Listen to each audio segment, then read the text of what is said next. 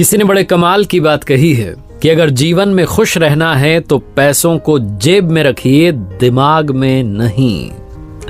नमस्ते दोस्तों, मैं हूं आरजे कार्तिक। एक बहुत ही छोटी सी कहानी। एक पति पत्नी के जीवन से खुशियां कम होती जा रही थी।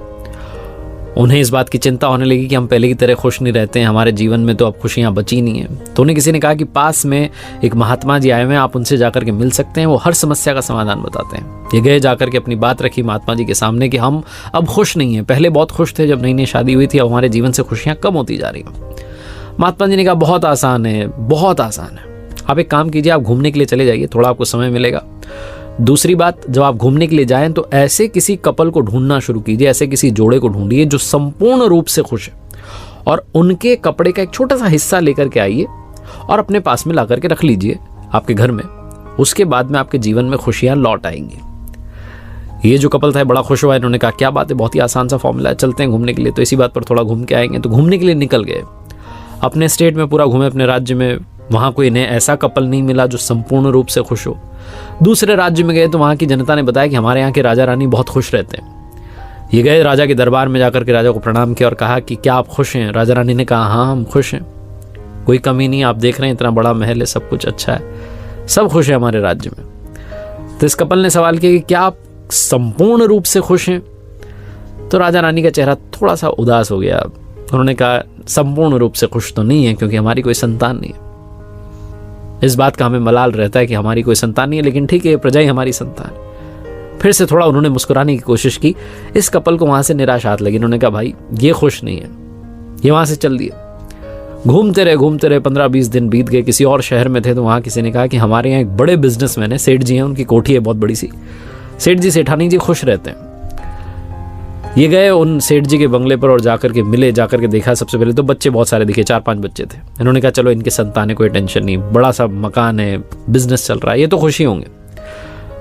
उनके साथ भोजन किया। उसके बाद पूछा कि क्या आप खुश हैं। सेठ जी सेठानी जी ने कहा हाँ हम खुश हैं। इन्होंने पूछा कि आप संपूर्ण रूप से खुश हैं। तो सेठानी जी थोड़ी सी टेंशन में आ गई। उन्होंने कहा नहीं, हम कंप्लीटली हैप्पी तो नहीं है। इतने सारे बच्चे हैं, इनकी लड़ाइयाँ सुलझाते रहते हैं, दिन भर इसी में निकल जाता है। हमारे लिए तो लगता है कि बस अब यही जीवन हो गया है, बच्चों की लड़ाइयाँ सुलझाते रहो, इन्हीं में सारा समय बीत जाता है, इसलिए पूर्ण रूप से खुश तो नहीं है। ये वहां से भी उदास निराश होकर के चले। इनकी यात्रा चलती रही। एक सुनसान जगह पर पहुंचे, जहां देखा कि एक छोटा सा खेत था, उसमें फसल लहला रही थी। इन दोनों के चेहरे पर खुशी आ गई कि इस सुनसान जगह में भी जो खेती कर रहा है वो तो खुश होगा ही। गए, जाकर के देखा तो किसान जो था वो खेती के बाद ब्रेक लेने वाला था लंच का, और वो लंच ब्रेक में एक पेड़ के नीचे आकर के बैठ गया।